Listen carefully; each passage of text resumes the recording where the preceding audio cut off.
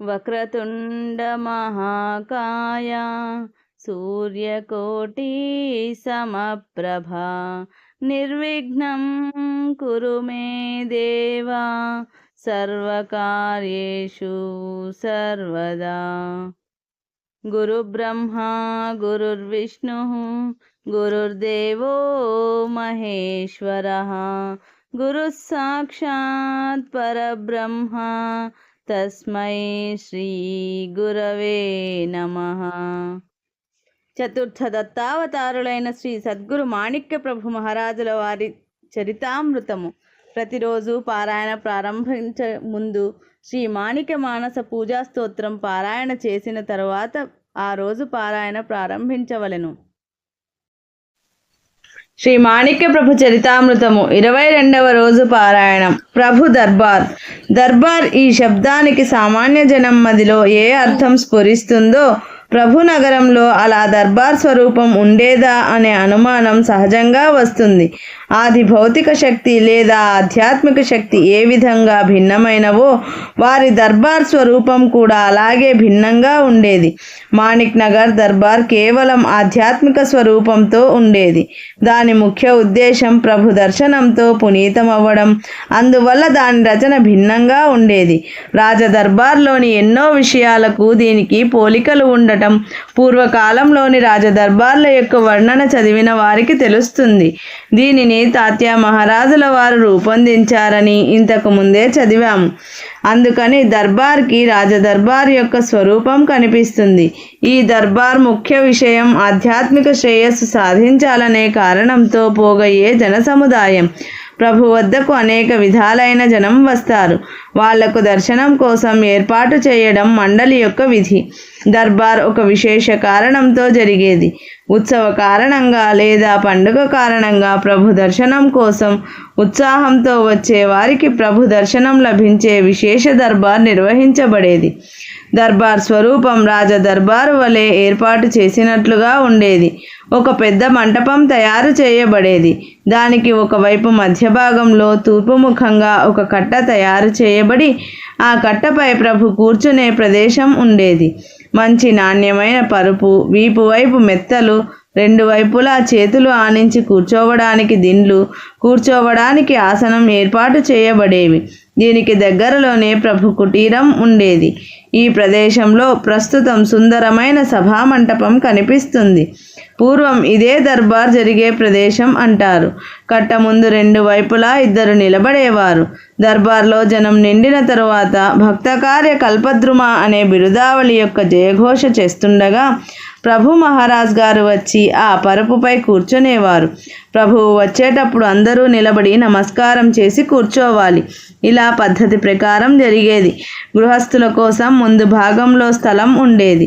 సన్యాసి, శాస్త్రులు, వైదికులు, పురాణికులు, హరిదాసులు మొదలైన వారి కోసం ప్రభు కట్టకు కుడివైపున చోటు ఉంచబడేది. ఇంకోవైపు సాధువులు, బైరాగులు, గోసాయిలు, ఫకీరులు మొదలైన వారి కోసం స్థలం కేటాయించబడేది. ముందు వైపు పాడే వాళ్లకు, సన్నాయిడోలు వాయించేవారికి, నాట్యం చేసేవారికి, ఇలా నృత్య గాన కౌశల్యం ఉన్నవారిని కూర్చోపెట్టేవారు. దర్బార్ అంటే పై అన్ని రకాల జనుల సముదాయం ఒక దగ్గర పోగై తమ కళను ప్రదర్శిస్తూ ప్రభు దర్శనం మరియు ప్రసాదం పొందే మహత్తరమైన స్థానం. ఇలాంటి దర్బార్ ఇప్పటి సంస్థానాధిపతి కార్యకలాపాల్లో అనేక ప్రసంగాల్లో కూడా చూడవచ్చు. ప్రభు యొక్క వస్త్రధారణ నిర్దిష్టమైనదిగా ఉండేది కాదు. ఆ సమయంలో ఏ ఆలోచన వస్తే ఆ విధంగా వచ్చి కూర్చునేవారు. అప్పుడప్పుడు తలపై విలువైన జరీ తలపాగాతో, శరీరంపై అంతకంటే విలువైన జుబ్బా, మెడలో ముత్యాల హారం, చెవులకు కర్ణాభరణాలు, రత్న ఖచిత పుష్పం తలపై పెట్టుకొని హుక్కా త్రాగుతూ కూర్చునేవారు. ప్రభు యొక్క మూర్తిత్వం నయన మనోహరంగా ఉండేదని ప్రత్యక్షంగా దర్శించిన వారు రాశారు. సాధారణ గోధుమ రంగుతో ముఖం దివ్యంగా ఉండేది. శరీర శ్రద్ధ ప్రామాణికంగా ఉండేది. అత్యంత విలక్షణమైన దివ్య తేజస్సుతో అందరి మనస్సులను తన వైపుకు తిప్పుకునేవారు. మాటలు అత్యంత మృదువుగా ఉండేవి. నైసర్గిక కాంతితో వివిధ అలంకరణలతో కూడి ప్రభు యొక్క స్వరూపం దేదీప్యమానంగా ఉండేది. ఆ దర్బార్లో నృత్య గానాది లలిత కళల యొక్క ప్రదర్శన ఉండేది. దాంతోపాటు శాస్త్రకారుల వాద వివాదాలు నడిచేవి. వైదికుల మంత్రాలతో పాటు వేదాంత చర్చ జరిగేది. దర్శనానికి వచ్చిన వాళ్లను పరామర్శిస్తూ ప్రసాదం ఇవ్వడం జరిగేది. దర్బార్ అంటే శతావధాన ప్రయోగమని ఇప్పటి కాలంలో కూడా అనుభవంలోనికి వస్తుంది. ఒకే సమయంలో ప్రభు యొక్క దృష్టి అన్ని కార్యక్రమాల వైపు ఉండేది. శాస్త్రవాదనలో ప్రభువు దృష్టి ఉందని గాయకులు కొద్దిగా మనస్సులో అనుకొని తమ కార్యక్రమంపై దృష్టి మరల్చుతుండగా ప్రభు గానం వైపు దృష్టి నిలిపేవారు. ప్రసాదం తీసుకునే వాళ్ళ ప్రతి ఒక్కరి మనసు తెలుసుకొని దాని గురించి మాట్లాడి ప్రసాదం ఇచ్చేవారు. ప్రతి వ్యక్తి యొక్క మనసు తెలుసుకొని అందరినీ సంతోషపరచడం దర్బార్లోని అపూర్వ విషయం. ఈ విధంగా దర్బార్ అనియమిత కాలం వరకు నడిచేది. అన్ని వర్గాల వారికి దర్బార్లో మర్యాద లభించేది. అందరికీ ప్రసాదం సంభావన దొరికిన తరువాత దర్బార్ ముగిసేది. ఎన్నో సమయాల్లో 3 రోజులు అహోరాత్రులు ఈ దర్బార్ పనులు జరిగేవి. ప్రభువు ఆసనముపై 3 రోజుల వరకు కదలకుండా కూర్చునేవారు. 6 రోజుల వరకు ఒకసారి దర్బార్ నడిచిందని అప్పటి వారు చెప్పేవారు. ప్రభు దర్బార్ గురించి 2-3 లేఖకులు చేసిన వర్ణన పాఠకులకు తెలియాలని వారి మాటల్లో వివరించడం జరిగింది. దాని నుండి ప్రభు దర్బార్ ఎలా ఉండేదో, సంస్థానము యొక్క వ్యవస్థ ఏ విధంగా ఉండేదో మనకు తెలుస్తుంది. ప్రభు యొక్క చరిత్ర హస్తలిఖితంగా రాసిన వాటిలో వారు పడ్డ శ్రమ పొగడదగింది. వారి రాతలో దర్బార్ ఏ విధంగా ఉండాలో వివరించబడింది. తాత్యా సాహెబ్ మొదటి నుండి రాజ దర్బార్లో ఉండడం వల్ల ప్రభు దర్బార్లో సరైన వ్యవస్థ చేయడానికి అధిక శ్రమ పడాల్సి రాలేదు. ఎవరు ఎలా ఎప్పుడు ఏ విధంగా దర్శనం చేసుకోవాలో, ఎలా మర్యాదగా కూర్చోవాలో, ఎలా వ్యవహరించాలో ఎవరైనా స్వయంగా రావడానికి అసమర్థులైతే ప్రభు వద్ద ఎవరు ఎలా వివరించాలో, ఎవరైనా అమర్యాదగా ప్రవర్తిస్తే వారిపై ఎవరు నిఘా పెట్టాలో, ఇలా అన్ని రకాలైన పనుల్లో తెలివైన యోగ్యులైన మనుష్యులను తాత్యావారు నియమించారు. ప్రభు దర్శనానికి మరియు సభలో జరిగే భాషణ వినడానికి ఆటంకము కలగకుండా వాళ్లకు అనుకూలమైన ప్రదేశంలో కూర్చోవడానికి, ప్రసాదం తీసుకునే వాళ్లకు కూడా వ్యవస్థ కల్పించారు. ఆ కాలంలో దర్బార్ జరిగే ప్రదేశంలో ప్రస్తుతం దేవాలయం కట్టబడి అందమైన సభామండపం కనిపిస్తుంది.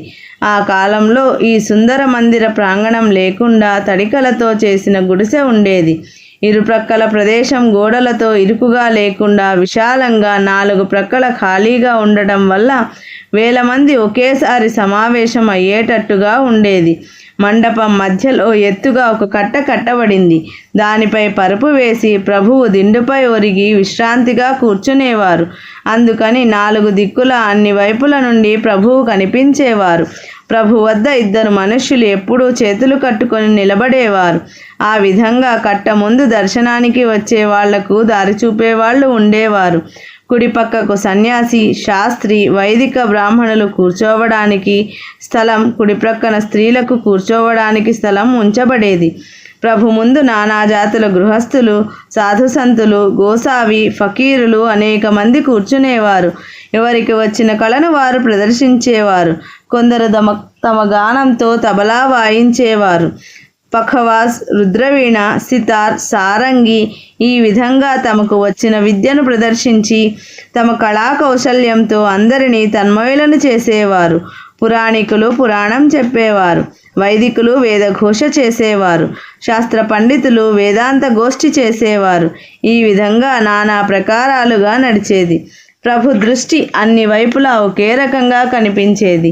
మనం ఇంతగా ప్రభు సేవ చేస్తున్నాం, మన వైపు ప్రభు దృష్టి ఎప్పుడు పడుతుందో అని ఎవరికీ అనిపించేది కాదు.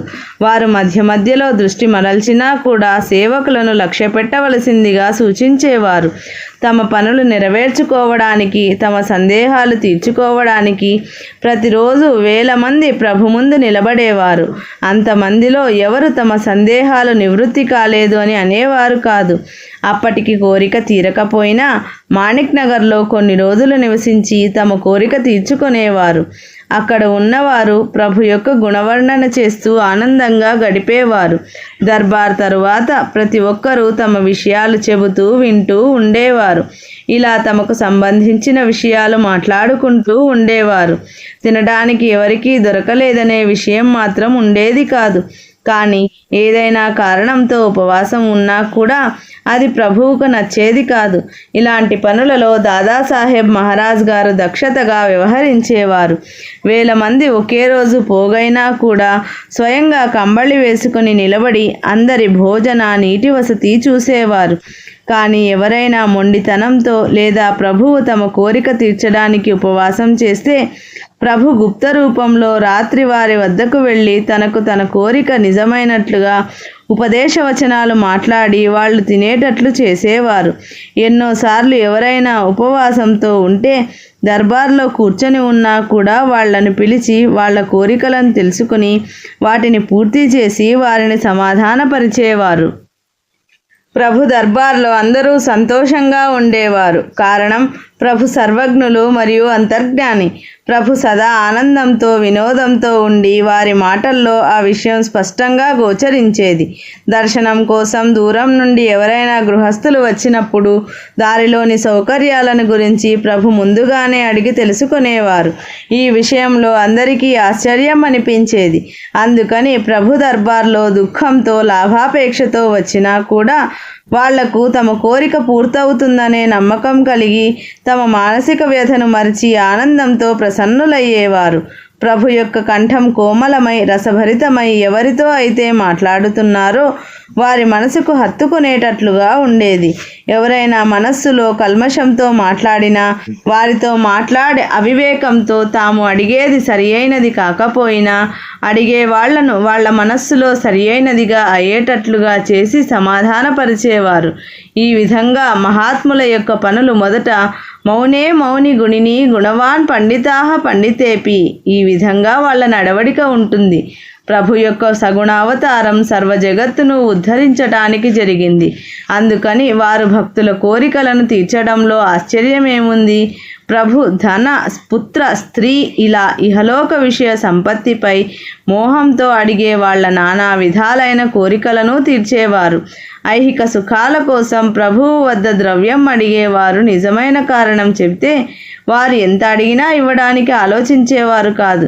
1000 మంది నిత్యం 1000 రూపాయలు వాళ్ళు అడిగినట్లుగా వాళ్ళ స్వస్థలాలకు పంపిస్తూ వాళ్ళ ఉద్దేశం సరియైనదా కాదా అని ఆలోచించేవారు కాదు. కానీ ఎవరైనా దుష్టబుద్ధితో ప్రభు వద్ద నుండి డబ్బులు తీసుకుంటే తెలియకుండా వారికి శిక్ష పడేది. ఈ విషయం చాలామందికి అనుభవంలోకి వచ్చింది.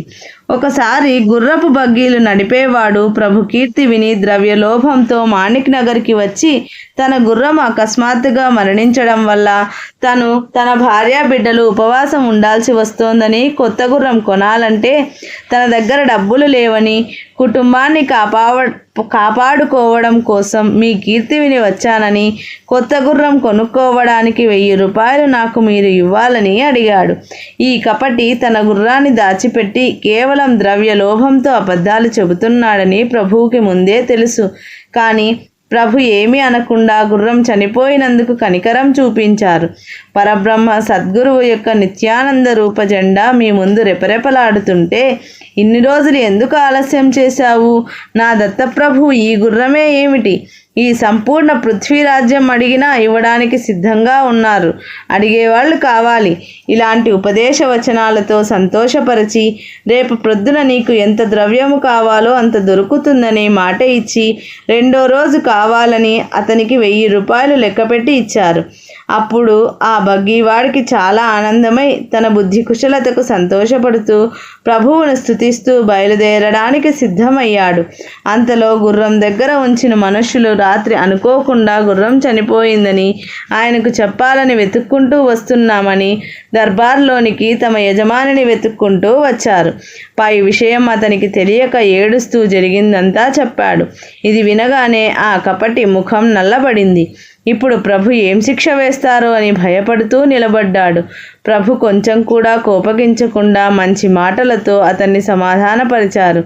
1000 రూపాయల కోసం గుర్రం చనిపోకపోయినా అబద్ధం ఎందుకు చెప్పావు? డబ్బులు కావాలని అడిగితే దర్బార్లో మీకు దొరికేది కదా. అయినా అయ్యిందేదో అయ్యింది. ఇక ముందు ఇలా చేయవద్దు. మీ ఇష్ట ప్రకారంగా మీకు ఇప్పుడు ఎలా కావాలంటే అలా మళ్ళీ గుర్రం కొనుక్కో అని చెప్పి తిరిగి పంపించారు. ఈ విధంగా చాలా రకాలైన అనుభవాలు జరిగాయి.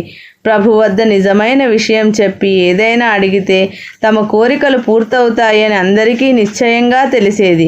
అనేక రకాలుగా ఇలా దొంగతనాలు జరగకుండా దాదాసాహెబ్ గట్టి బందోబస్తు చేస్తూ సమస్యలు పరిష్కరించేవారు. ఏ స్త్రీకి అయినా తన మర్యాద విషయంలో ఏ పురుషుని నుండైనా ఉపద్రవం కలగరాదని దాదా మహారాజుల వారు దక్షతతో వ్యవహరించేవారు. ఎవరైనా స్త్రీలతో అమర్యాదగా ప్రవర్తిస్తే సహించేవారు కాదు. అలా జరిగితే ఇద్దరినీ శిక్షించేవారు. తను ప్రత్యక్షంగా స్త్రీలతో మాట్లాడేవారు కాదు. వాళ్ళు ఏదైనా చెప్పాలనుకుంటే వెంకమ్మతో చెప్పేవారు. ఈ క్రమం మొదటి నుండి అలవాటు చేశారు. ప్రభు విషయంలో కూడా వర్తనాక్రమం ఉండేది. వాళ్ళు చేయవలసిన పనులన్నీ వెంకమ్మకు చెప్పి చేయించుకునేవారు. ప్రభు ప్రత్యక్షంగా స్త్రీలతో మాట్లాడేవారు కాదు. స్త్రీ ఒక్కరే ప్రభు దర్శనానికి రావడం నిషిద్ధం. రావాలనుకుంటే తన భర్తతో కలిసి రావాలి. అలా రాలేకపోతే వెంకమ్మకు విషయం తెలిపేవారు. ప్రభువుకు వెంకమ్మ ఆ విషయం చెప్పి ప్రభు ఆజ్ఞ తిరిగి వాళ్లకు చెప్పేది. ప్రభు యొక్క భాష మృదువుగా ఉండేది. కోపం అనే శబ్దం ప్రభు విషయంలో లేదనే చెప్పాలి. జనం వారి సేవ చేయడానికి చేతులు కట్టుకుని నిలబడేవారు. కానీ ప్రభు ఎప్పుడూ వెంటనే పనులు చెప్పేవారు కాదు. ఎప్పుడు ఈ పని అవుతుంది ఇలా మాత్రమే అడిగేవారు. ఎవరైనా కపట భావనతో ప్రత్యక్షంగా తప్పు చేసి ప్రభు ముందుకు వచ్చినా కూడా శాంతంగానే శిక్షించేవారు.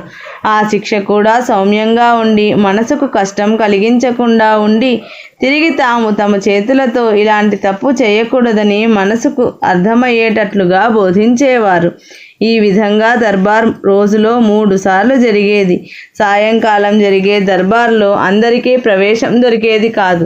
ఉదయం ప్రాతఃవిధి ముగించి కట్టపై కూర్చుని ఉండగా పరిచయస్తులు పనులు చేసేవారు. ఇలాంటి వారికి మాత్రం ప్రవేశం ఉండి తమ పనిపై వినతి చేసుకోవడానికి అవకాశం ఉండేది. లేకపోతే ప్రభు కావాలని వాళ్ళని పిలిపించి వారి పని గురించి అడిగేవారు. వారు గదిలో ఉన్నప్పుడు అనుమతి లేకుండా ప్రవేశం ఉండేది కాదు. చిమన్య, వెంకమ్మ, గోపాల్ బావ, లంగోటి రామ, రామన్న వీరు ప్రియ శిష్యులు. వారు తమ పని తాము చేస్తూ ఇతర విషయాలలో జోక్యం కలిగించుకోకుండా తమంతట తాము కూర్చుని ఉండేవారు. ద్వారం వద్ద తాత్యా సాహెబ్ గారు గట్టి బందోబస్తు ఏర్పాటు చేసి రాత్రి పగలు సేవకులను నియమించారు. ప్రభు సాయంకాల సమయంలో తిరుగుతూ మారుతి దేవాలయానికి వెళ్ళేవారు. అక్కడ సాధు సంతులు, గోసావి, బైరాగి వాళ్ళు ఉండేవారు. వాళ్లతో ఇష్టాగోష్ఠి మాట్లాడి తరువాత దత్తగాది వరకు వచ్చి తన ఆసనంపై కూర్చునేవారు.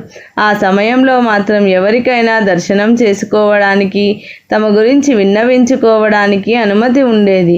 ఒకసారి ప్రభు గాదిపై వచ్చి కూర్చుంటే ఎంతమంది దర్శనానికి వచ్చినా వాళ్ళు చెప్పేది విని వారికి సమాధానం ఇచ్చిన తరువాత మాత్రమే దర్బార్ ముగించేవారు.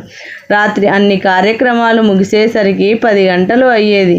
ఒక్కోసారి జనం ఎక్కువగా ఉంటే తెల్లవారు 2 లేక 3 గంటలు కూడా అయ్యేది.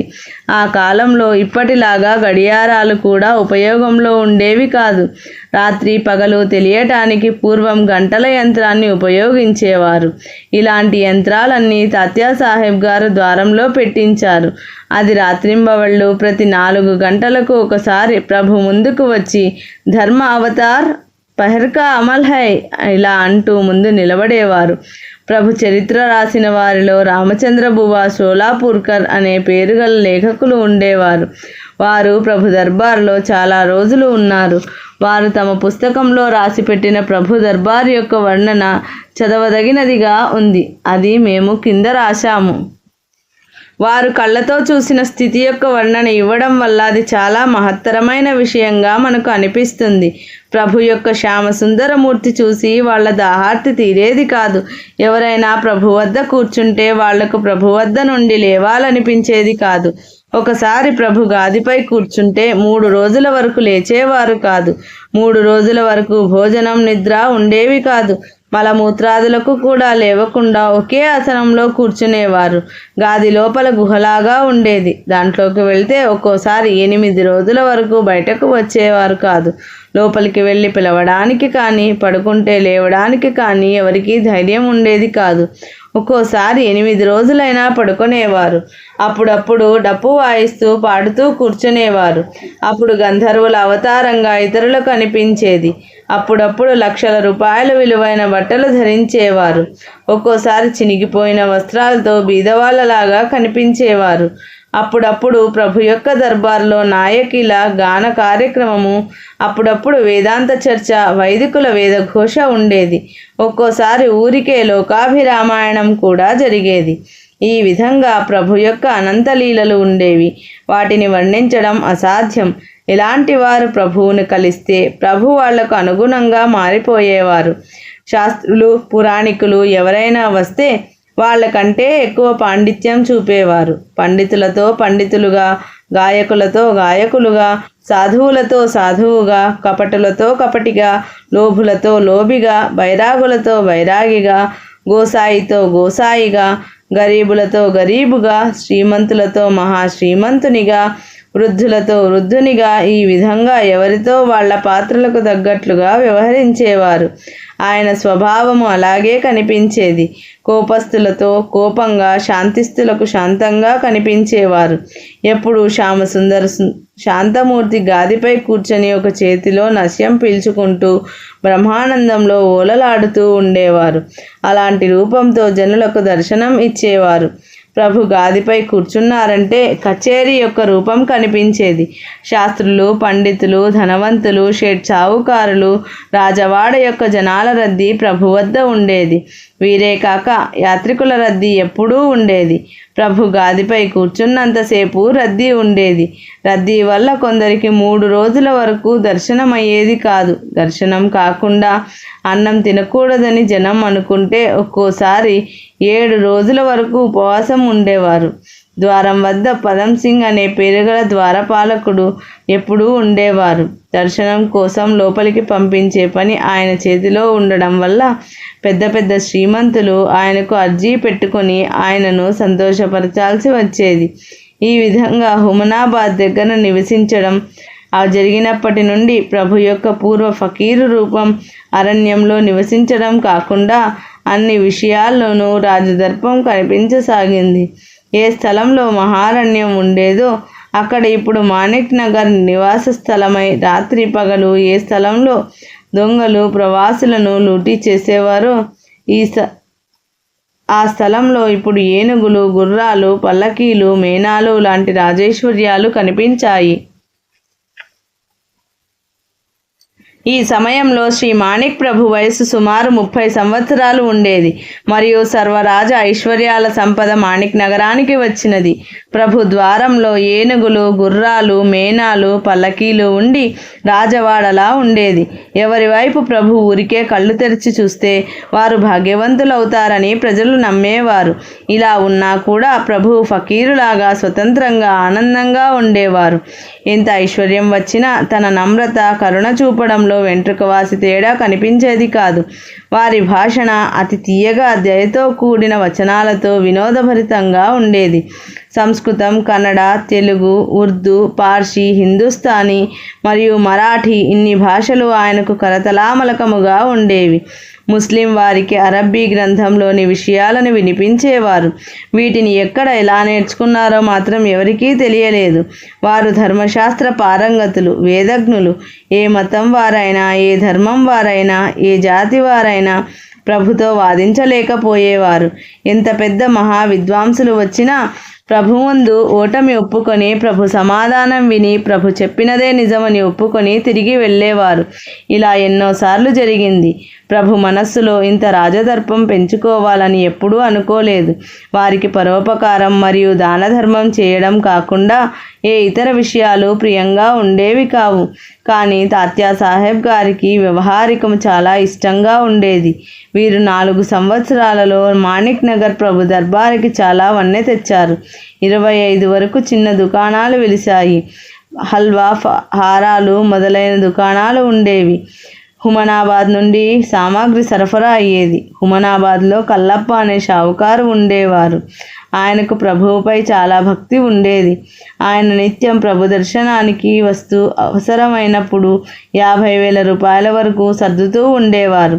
తర్వాత తాత్యా సాహెబ్ మాణిక్ నగర్లో తూర్పు పడమర దిశలలో మహాద్వారాలు నిర్మించి సిపాయిలను యాంత్రికుల బందోబస్తు కోసం నియమించారు. ఈ విధంగా తన అభిరుచికి తగినట్లు తాత్యా సాహెబ్ గారు తీర్చిదిద్దారు. పై విషయాలు చదివిన తర్వాత ప్రభు దర్బారు యొక్క సామాన్య స్వరూపం అవగాహన అయి ఉండవచ్చు.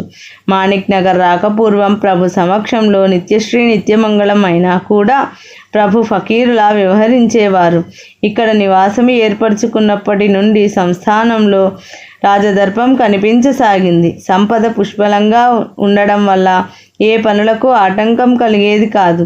ప్రభు వద్ద ఈ లెక్కలేనంత ద్రవ్యం ఎక్కడి నుండి వచ్చేదో తెలుసుకునే మార్గమే లేకుండా పోయింది. కానీ ఆ ద్రవ్యం ఎక్కడికి పోతుందో ప్రత్యక్షంగా అందరికీ కనిపించేది. ప్రభు ద్రవ్యాన్ని కూడబెట్టలేదు. ప్రభు కావలసినప్పుడు ఆ ధనం చేకూరేది. దర్బార్లో కూర్చుని గాది క్రింద చేయి పెట్టి పిడికిలితో రూపాయల సిక్కాలు తీసేవారు. దర్బార్ ముగిసే వరకు ఆ చేత్తో అలాగే నిరాటంకంగా తీసి ఇస్తూ ఉండేవారు. వచ్చిన అందరి జనులకు ఇవ్వవలసింది ఇచ్చిన తర్వాత దర్బార్ ముగిసిన తరువాత చూస్తే గాది క్రింద ఏమీ ఉండేది కాదు. పై విధమైన వర్ణన చాలామంది నోటి నుండి వినపడేది. పూర్వం ప్రత్యక్షంగా చూసిన వాళ్ళు రాసిన వర్ణన చదివితే నమ్మకుండా ఉండలేము. ఇప్పుడు కూడా ప్రభు దర్బార్లో అలౌకిక సామర్థ్యం యొక్క సాక్ష్యం కనిపిస్తుంది. ఇప్పుడు కూడా దర్బార్ సుమారుగా అలాగే అనిపిస్తుంది. చూసేవాళ్లకు అది అనుభవంలోకి వస్తుంది. ప్రభు ఎలా చురుకుగా వ్యవహరించేవారో రామచంద్ర బువా ఈ క్రింద తెలిపిన విధంగా వివరించారు. ప్రభు మహారాజ్కు తన వద్ద ఉన్న అందరి స్వభావం తెలుసు. వారికి తెలిసినట్లుగా మనుష్యుల స్వభావంలో తేడా ఎవరికి తెలుస్తుంది? ఆయన సామాన్యులు కారు. ఎవరైనా ఏదైనా చెప్పగానే దాంట్లోని నిజమేంటో అప్పుడే ఆయనకు తెలిసిపోయేది. వారి స్వభావం చాలా శాంత గంభీరంగా ఉండి దయామయులై ఉండడం వల్ల కపట మనుషుల లౌక్యం ఆయన ముందు నడిచేది కాదు. తన దగ్గర ఉన్న వాళ్ళలో ఏ మనుష్యుడు ఎలాంటి యోగ్యత కలిగి ఉన్నారో వారికి తెలిసేది. ఆయన స్వభావం పులులు, మేకలు ఒకే దగ్గర నీరు త్రాగేటట్లు చేసేదిగా ఉండేది. అందుకని ప్రభు దర్బార్లో సర్వ జగత్తులోని దొంగతనం, లూటీ చేసేవారు వచ్చి జ్ఞాన సంపద పెంచుకునేవారు.